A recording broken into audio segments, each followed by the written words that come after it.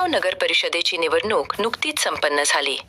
या निवडणुकीत भारतीय जनता पक्षाने मोठे यश मिळवत नगराध्यक्षपदी पराग संधान हे विराजमान झाले। परंतु संपूर्ण कोपरगावकरांचे याकडे लक्ष लागले होते की उपनगराध्यक्ष कोण होणार। अखेरी प्रतीक्षा संपली। उपनगराध्यक्षपदी जितेंद्र रणशूर यांची नियुक्ती करण्यात आली आहे। जितेंद्र रणशूर हे आंबेडकरी चळवळीतील सक्रिय कार्यकर्ते आहे, तर स्वीकृत नगरसेवकपदी अतुल काले व सोनल अजमेरे यांची नियुक्ती करण्यात आली आहे।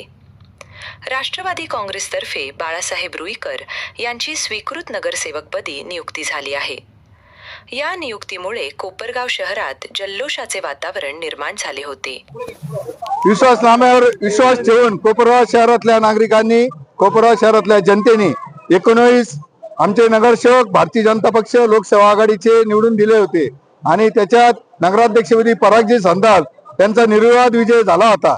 आणि आज माननीय बिपिन दादा, आमचे संजीवनी उद्योग समाजाचे अध्यक्ष, प्रथम महिला आमदार सौभाग्यवती स्नेहलताताई बिपिन दादा कोले आणि तालुक्याचे युवक नेते विवेक भैया कोले यांनी मला उपनगराध्यक्षपदी संधी दिली।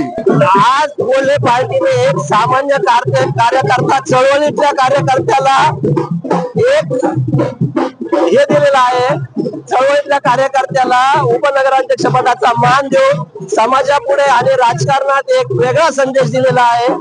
कारण कोल्हे कुटुंब हे एकच कुटुंब आहे तर ते कायमच सर्व आशा प्रगत जातींना बरोबर घेऊन काम करत असतात आणि त्याचाच प्रत्यय म्हणून आज त्यांनी आमचे जितूभाऊ रणशूर असतील, अतुल यांना उपनगराध्यक्ष केलं, अतुल शेठ कालेंना स्वीकृत नगरसेवक केलं, त्याचप्रमाणे सोनल भाभी आजमारे यांनाही स्वीकृत नगरसेवक केलेले आहेत। त्यांनाही मी सर्वांना शुभेच्छा देतो आणि एवढे बोलतो आणि थांबतो।